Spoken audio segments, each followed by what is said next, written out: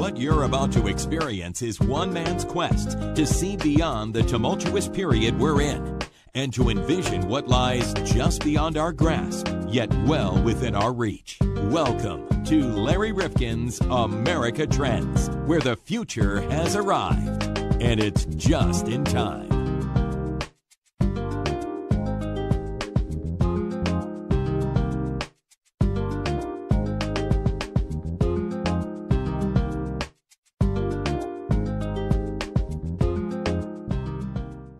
Welcome back to America Trends. Larry Rifkin and John Kropsic.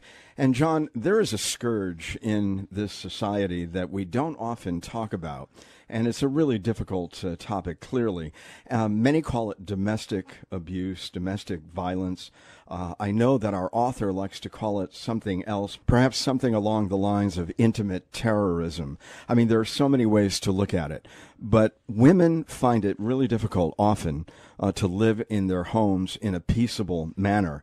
And it's shocking. The numbers are absolutely startling, John. Well, I don't understand why, for one thing, how women get connected with men like this, because I don't know whether they think they can help them or I don't know the psychology with it, but then they stick with it, which is even more mind-boggling. I mean, one of the things that I think this book that we're going to focus on today, and this is a really important podcast, please listen to it.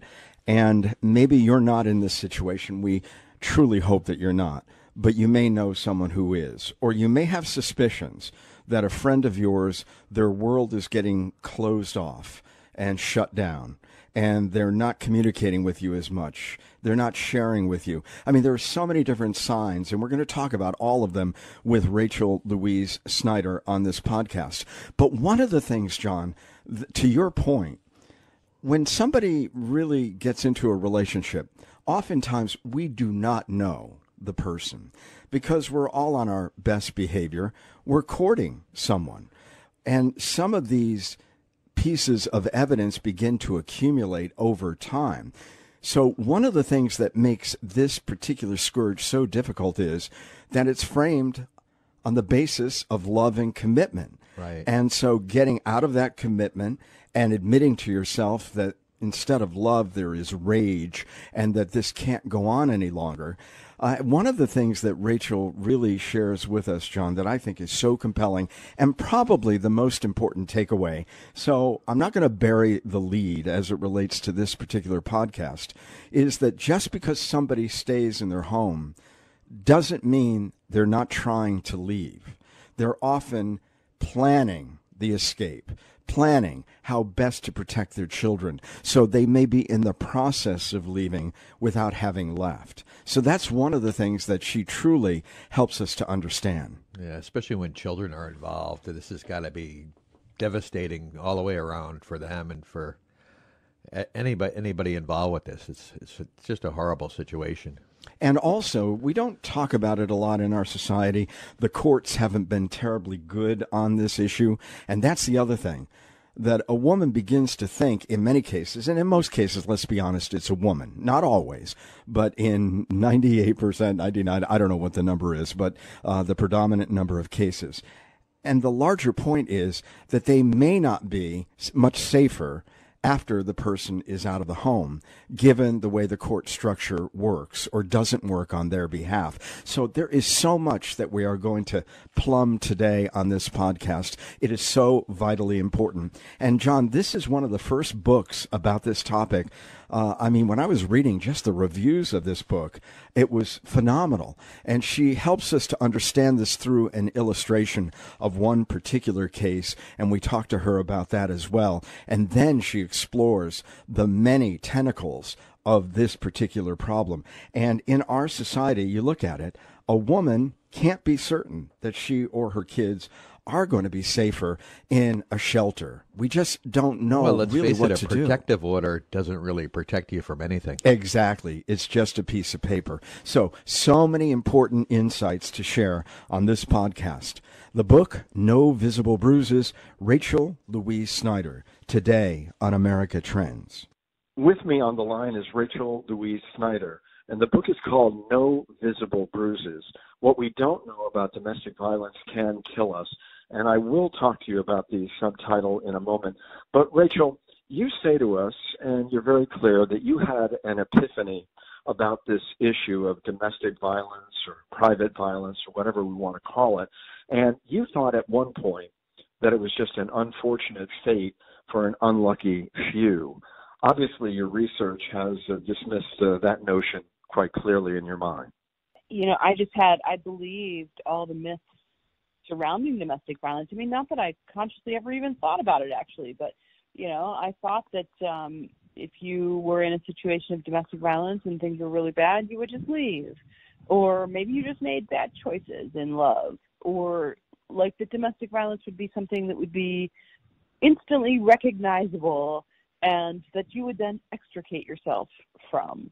I just believed all these things. I had no idea of the nuance. I had no idea of the psychological underpinnings in an abusive relationship.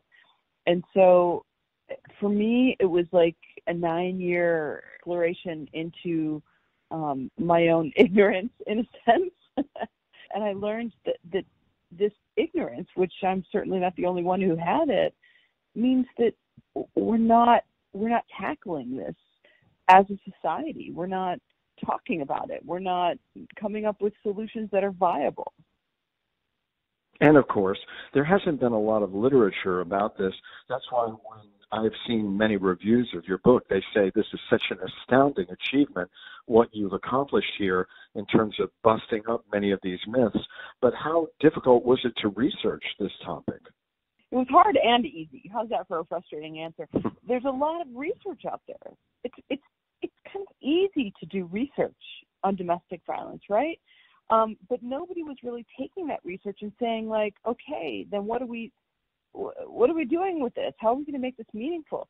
I mean, there's books on domestic violence that are academic books, and there are memoirs, and there's some self-help books, but there was nothing that was kind of bridging the gap between the research and like mass society, like people who are just readers of general nonfiction, say, or change makers. And so that part of it wasn't difficult. What was difficult was trying to wind my way around the incredible ethical issues involved in researching on what is essentially like an active, intimate war zone. How do you talk to victims without putting their lives in danger? How do you talk to perpetrators and find out the truth, right? Because you know they're going to lie to you.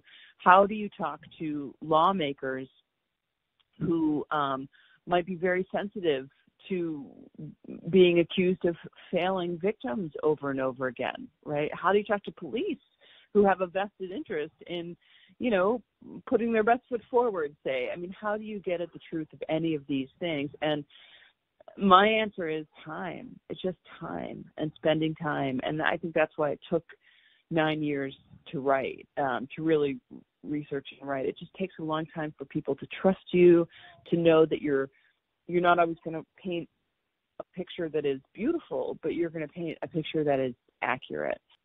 And for me, I have a background in fiction. I have an MFA in fiction. And so I thought, in this country, we have 400 years or so, 350 years of not caring about domestic violence victims or domestic violence as an issue.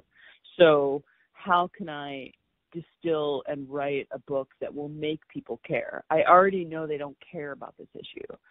So my goal then becomes to write a book that you can't put down regardless of the issue that it's covering, right? And so I really meditated on that. I was saying to someone earlier who asked about the writing, and I said, apart from the research that I had to read for writing this book, while I was actually writing it, I only read poetry. It was the only thing I read was poetry.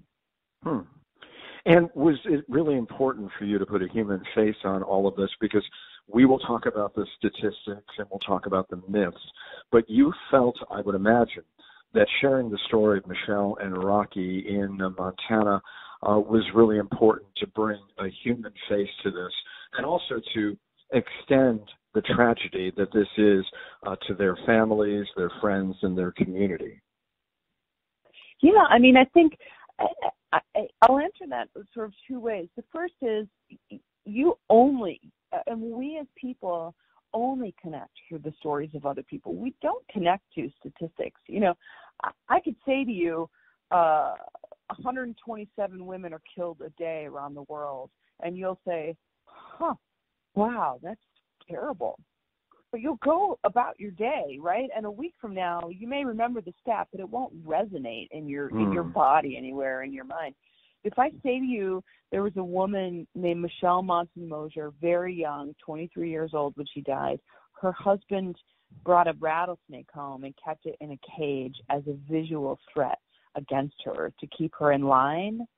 Like, we feel that sort of biologically and physically. Like, that's a story or part of a story that will stay with us. And so that became, I think, for me, a way to tell the larger story of domestic violence. I mean, I do think that we're living in a kind of golden age of storytelling. I think that you know, all the podcasting and stuff that is so popular these days speaks to that particular moment that we're in. So I'm also maybe hitting the zeitgeist in that way. The other part of that answer to me is that we read a newspaper headline, you know, murder, suicide, whatever. There's newspaper headlines every day in communities across this country. But once that headline is gone, we don't think about the ripple effect. And so for me, I really wanted to write about not only the actual incident itself and like what leads up to it and what we can learn about that in order to prevent it, but also what's downhill on that mountaintop, right? Like, what does living with this look like?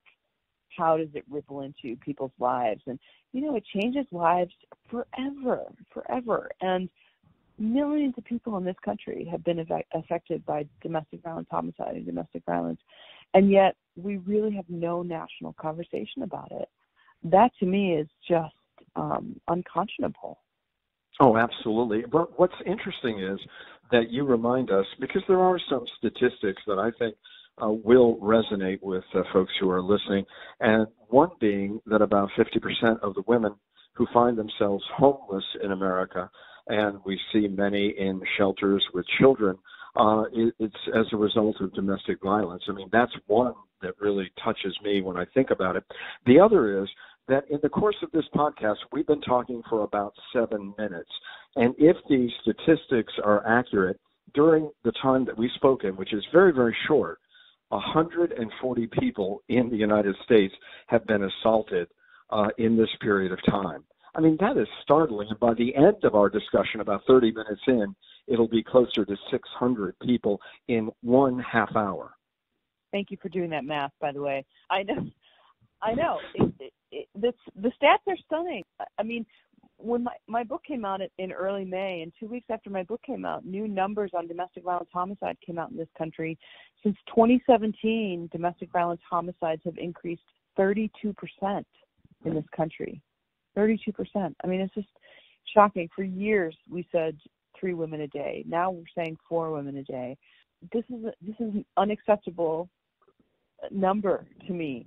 So, I do think stats are powerful, but I think they're most powerful when they are accompanied by the stories of people that we can connect to.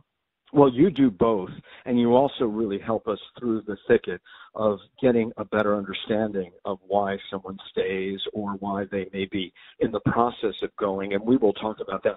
But I have to ask you about this quote. Love is what makes domestic violence different from any other crime. Now, I think we all understand that, but explain what you meant when you said that and wrote that. I meant a lot of things by that, actually. There is, first of all, it just complicates things for law enforcement, right? Because they are walking into a relationship between two people. And so if someone is there saying, don't you arrest him, don't you dare arrest him, which we see all the time from victims because they know they're going to have to continue to negotiate with their abuser once those police are gone. So they have this kind of public show of solidarity. the police feel the complication of that as well. Oftentimes, you have victims who don't want to press charges. They need the financial support from their partners, or they love their partners. They just want the abuse to stop, or they have children in common and they need help with childcare, whatever it is. But really, I think the biggest thing is that domestic violence does not exist in a vacuum. It exists inside the context of a relationship that is complicated, right? You might have several months between violent incidents, and in those months are lots of other acts, right? Like going to the grocery store, feeding the kids, going to the in-laws' house. I mean, it's somebody that someone who claims to love you and that you claim to love. And so all the signals we get around that are, don't leave, don't raise your children in a broken home, don't, you made a vow. I mean, so there are all these kind of forces around the idea that this violence is happening within the context of love that make it incredibly difficult to leave. And that's putting aside facts like the most dangerous time for a victim is when she or he tries to leave an abuser. Like that's I haven't even gotten into that, right? So that's kind of what I meant by love complicates it.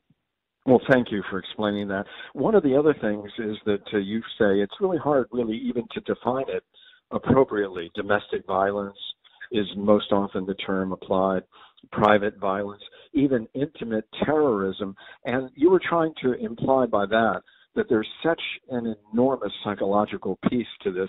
Abuse can come in so many forms, and it may morph from one to the next. But talk to us about just the naming of what this terrible scourge is, particularly in our society.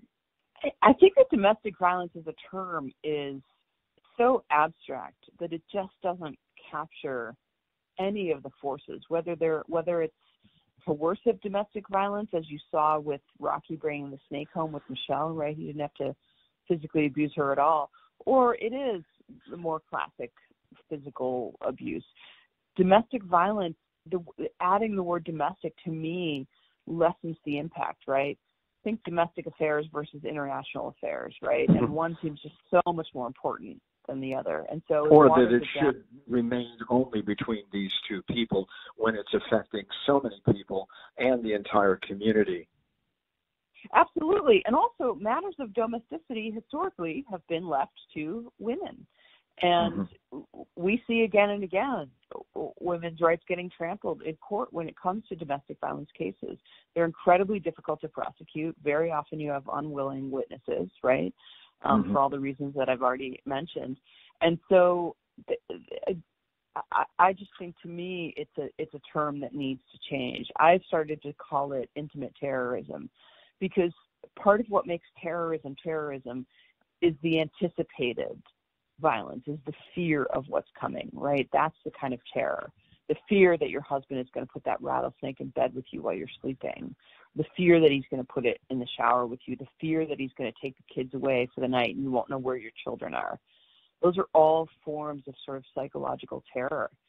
And so intimate terrorism, to me, is a much closer term to what it is. And there's a reason that the brain scans of domestic violence victims are often equated to the brain scans of prisoners of war. There's a reason that those are similar from a neurological standpoint. When you define the term coercive control, and it's an important concept in the book, explain what that means. Coercive control is really coercive behavior as a means to keep your victim in line. So again, I go to the snake. That's a form of coercive control. In the case of Omar Mateen, the Orlando Pulse shooter, he killed 49 people at the nightclub. He would give his wife, he controlled all the finances, and he would give his wife $20 a week as a kind of allowance to feed her and their son.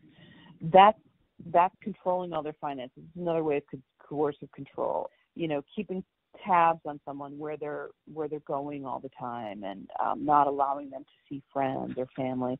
These are all non-physical ways of controlling a victim. Very often children are used as pawns in situations like this. And so there's a lot of relationships where coercive control is really the threat, not so much the physical violence, but it is every bit as dangerous, if not more so.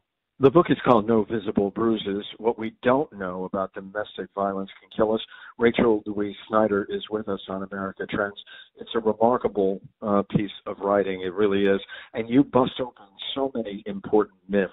And I think the most important one is the notion, well, if it were that bad, she would have left. And you, of course, describe the whole process of a woman often, generally, making the determination that she wants to leave, but it's a process, and there are so many considerations that she has to weigh in that process. So, again, for somebody who just says it's black or white, he hit you once, you're out the door, that's not the way it works. Right. Absolutely. I mean, first and foremost, the most dangerous time for any victim is when she or he attempts to leave. Like that's the first thing. You see so many stories of like couples who are going through a divorce or couples where, you know, they were estranged and she makes a final ploy to get away, and that's when she ends up killed. So that's the first thing to understand.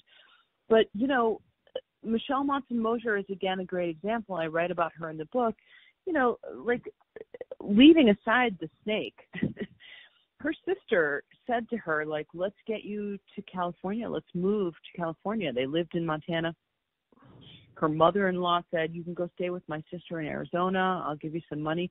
And Michelle, rightly so, said, where am I going to go in this world that he isn't going to follow me? You know, you can't enroll your kids in school without their school records.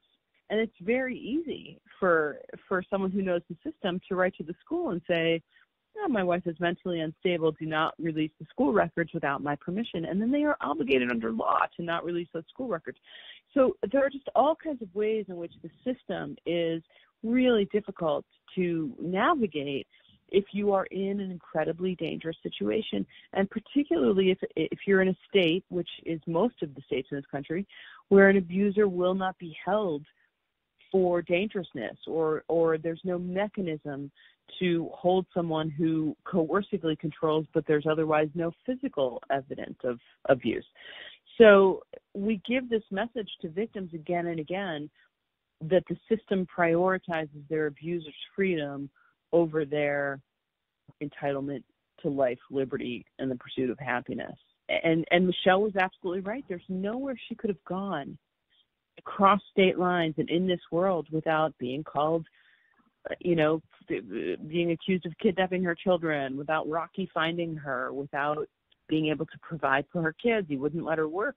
So how's she going to raise them? Well, you also point out that being outside of the home after an incident where the woman generally says, that's enough, I've got to leave. You say shelter is not an adequate response. I mean, that's one of the myths, that shelter is fine. And oftentimes it's still very dangerous for the woman when she has left the home.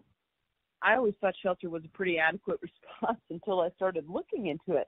I mean, first of all, shelters are severely underfunded, and there's just not enough of them, like for the people who need beds for the night. But also, it puts the impetus for safety on the victim. It says to the victim, well, we don't need to lock him away. We need to lock you away to keep you safe. And that, as a guiding philosophy, is just wrong-headed to me. You know, most shelters, you're allowed to bring 3 suitcases, and you're roomed in a single house with your kids. You can't bring your family pet. You can't care for your aging parents. You can't work because the location of the shelter needs to be secret. You can't tell anyone where you are, so you can't have friends over. You need to cut yourself off from friends and family. They're incredibly disruptive to a life. And there are shelters where it's like if the shelter beds in your area are full, you've got to drive across state to find a shelter bed. So it's, you know, you're taking your kids out of school. They're a really terrible response to a system that has not really adequately thought about how to stop the violence in the first place, which is what needs to happen. There need to be more programs to address violence at its core with the abusers and with children of abuse. One of the other things that you tell us, and we learned so much in this book, is that this whole area, that any initiatives in it are so new. In this country, we ignored this entire issue for the longest time, and maybe it was the O.J. and Nicole case that brought it to our attention in so many vivid ways, but that this is relatively new, and we have many more animal shelters than we've had women's shelters over a longer period of time. Yeah, I know. People really are aghast at that, and the thing is, it is, in fairness, it is a lot cheaper to build an animal shelter, and they don't require as much space. The point remains that we are prioritizing everything else over women's safety. And I think you're right that people point to the O.J. Simpson trial as sort of the first national conversation that we really began to have around domestic violence. There was a magazine, a cover of Time magazine back in the late 80s of, I forget her name, Greta something maybe, a woman who was badly beaten by her husband. And that caused a little rumbling, although mostly in the feminist community, in the women's rights community, and not sort of nationally. And so I think with OJ, it was like, well, if somebody rich and beautiful and, so connected could have this happen to her, it could really happen to anybody. But that's the only reckoning we've really had. We passed the Violence Against Women Act on the heels of OJ, but that act needs to be reauthorized every 5 years, and the 2018 reauthorization is still sitting on Mitch McConnell's desk. So it has somehow, this blows my mind, become politicized, and we have not reauthorized it, and it's yet another it's further evidence of just how little we prioritize the safety of women in this country. You also say that the court system, well, that's a whole other story, but, for example, we could do a lot of different things. We could prosecute cases without the victim's help, as we do in murder trials, so that they really don't have to go on the stand and put themselves in even greater jeopardy. You say that we can keep restraining orders on file, like DUIs, even if they've run out, because you remind us that a woman is never out of danger when courts get involved and the partner's been slapped with a restraining order, which at the end of the day is simply a piece of paper. A piece of paper, that's right. And there's all kinds of things we could be doing. And I do think this is a conversation that needs to happen sort of alongside prison reform and mass incarceration. I agree with people who think that is a real problem we need to address. But at the same time, it's so easy for a prosecutor to say, oh, I've got an unwilling witness, I'm not going to press charges. Well, of course you have an unwilling witness, right? She has 10 years or 15 years or 20 years or 5 years of abuse, of a message from an abuser saying the system prioritizes my freedom over your safety, and that's how I'm able to bail out, for example, or that's how I'm able to get slapped with, I don't know, a little 30-day sentence or a fine or some really lesser charge like, disturbing the peace or something like that, which is not unheard of. All of those are messages to a victim that her safety is not going to be prioritized. And yeah, we absolutely could be using other types of evidence to press charges against perpetrators. When the police enter a scene, are there things disrupted in the house, right? Is there evidence? Are there neighbors who can corroborate the violence if the victim is going to be unwilling or it's going to put her in a dangerous situation to testify? What about the kids? Are they talking to the kids? So there are all kinds of ways that more evidence can be gathered, and it just takes training and it takes a will to do it, really. You say that part of the psychology of an abusive relationship is that an abuser has to convince a victim that he generally is more powerful than the system. How do they do that? Well, again, one of the ways is, for example, they might get arrested on domestic violence and bail out immediately. That's one of the ways that they do it.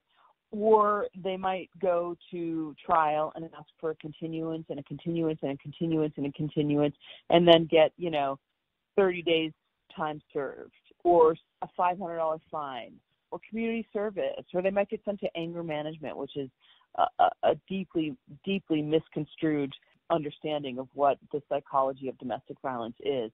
And all of these things are ways to say the system is prioritizing the abuser over the victim.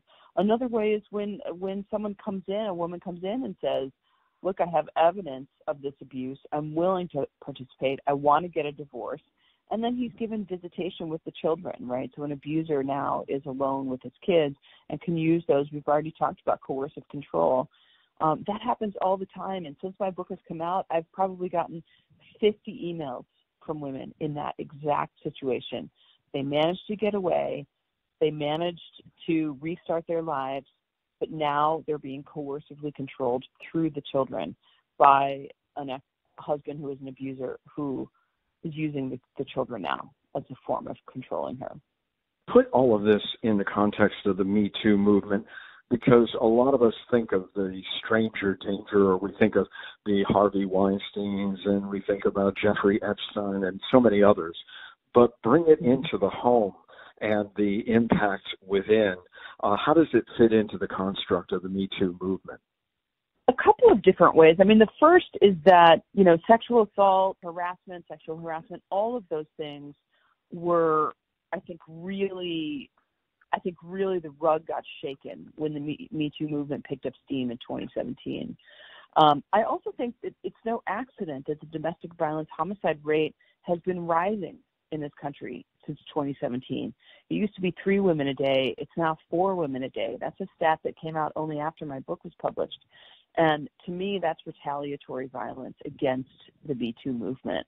But I also think that sexual assault, one of the things about domestic violence is it's one of the few crimes where there's so much shame borne by the victim, right? Like, she should have made better choices, or it's her fault that she's getting beaten because she didn't have the dinner on the table at 7 like she's supposed to, or, she didn't have the kids in bed by 8 like she was supposed to. So there's a lot of sort of self-blame involved in these relationships. And what we saw with Me Too was women really, for the first time, telling their stories widely, not just to the intimates in their lives, but to coworkers. I know, I'm a professor on faculty at American University, and we had a meeting in December, I think it was December 2017, where a number of female professors just sort of stood up and talked about sexual harassment in their lives, not necessarily, in their workplace, but just in our lives. And it was an incredibly powerful moment to be able to just share with our male coworkers, you know what, this is how pervasive this is. Let me tell you these stories, X, Y, and Z. And I want Me Too to really inspire and expand us to normalize these stories of domestic violence as well. I want people to be able to share these stories of domestic violence in their own lives with their coworkers, with their family, with their children, with people around them. Because until we talk about it openly, we really cannot make systemic structural changes, which is what needs to happen. And really, is the home the most dangerous place for a woman today in America? Not out on the street, walking around the downtown. Is it not within the home? That's right. Absolutely. The home is the most dangerous place for women in America and around the world. It's not limited to America. Yeah, I think it was the UN put that report out, or maybe the WHO. It's stunning. The numbers are stunning. You did the math earlier. How many people are going to be abused? And you have to keep in mind the groups that are underreporting: LGBT groups, same-sex relationships, men who are abused by women, vastly underreported. There's even more shame in those circumstances. Immigrant communities, especially these days with what's happening in immigration, are not going to report. Native American communities very often don't report. So the fact that we're saying 20 people a day, that's an estimate. 20 people a minute, that's an estimate. It's almost surely much, much higher than that. And the World Health Organization called it a global epidemic. I do want to ask you, speaking of epidemics, because we have another one in America that you tie so masterfully to this issue. And I doubt many people really think of it in that context. And I'm talking about this spate of mass shootings in America. More than half the time, they are domestic violence. Put that together for us. Yeah. So I used the stat from Everytown who said 54% of mass shootings don't predict domestic violence. They are domestic violence. And you can go all the way back to the very first, what is widely considered the first mass shooting in this country with Charles Whitman in the University of Texas tower shooting. People forget that he began the night before by killing his wife and mother. The sniper in the DMV, the Washington, Maryland, and Virginia area, back in 2002, killed, I don't know, a dozen people. All of that was a cover for him to eventually kill his estranged wife. He was luckily arrested before that happened. But, you know, these are what we're talking about with mass shootings. Adam Landa at Newtown began with his mother, a domestic violence homicide. The other thing to note is that I was doing a reading, I think in Boston, and a woman came to me and said she was about to publish work from her dissertation that showed that stat was even much higher, about 65% she found. So that 54% that's in my book may be even underreported. And that doesn't count the situations like Omar Mateen, the Orlando Pulse shooter, who, you know, the Orlando Pulse was not a case of domestic violence homicide, but Omar Mateen himself had really severe domestic violence in his background. First, as a child, he was abused, and then when he became an adult and a husband, he grew up into an abuser.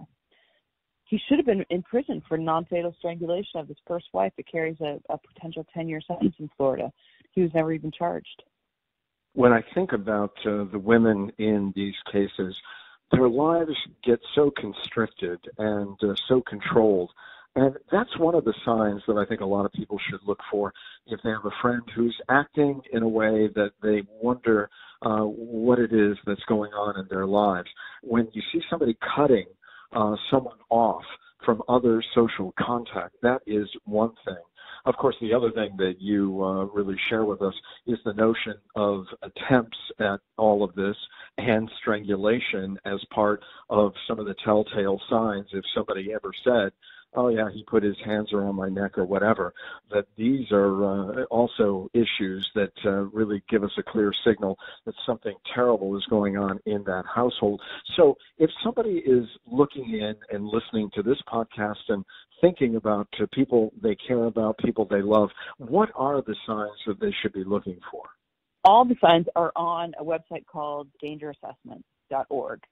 And there are about 20 high-risk indicators for predicting domestic violence homicide.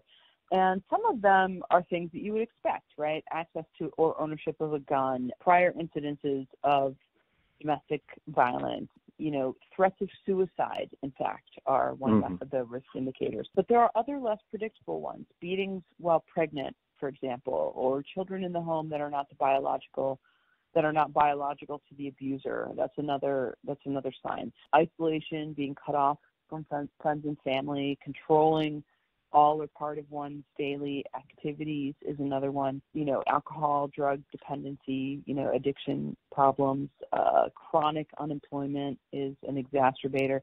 So all of those are available on the Danger Assessment website, and I would encourage people to go there. But one of the things that victims can do, even just on their own, is to do a timeline of the abuse to try and get a sense of whether it's escalating or not. Very often, if you're in the midst of it, you don't know, you don't have a sense of whether or not it's escalating. That in itself is a potential danger sign. And so I would say right along with the danger assessment to do a timeline of the abuse to see if it's escalating in frequency or volatility or whatever. Rachel Louise Snyder, thank you so much for being with us on America Trends. And again, the book is called No Visible Bruises. What we don't know about domestic violence can kill us. And if you're in a situation or you know someone who is, she's given you such incredibly valuable information today. And really, the book will give you so much more. Thank you again for being with us here on our program. Thank you. Thank you so much for having me. I really enjoyed my time.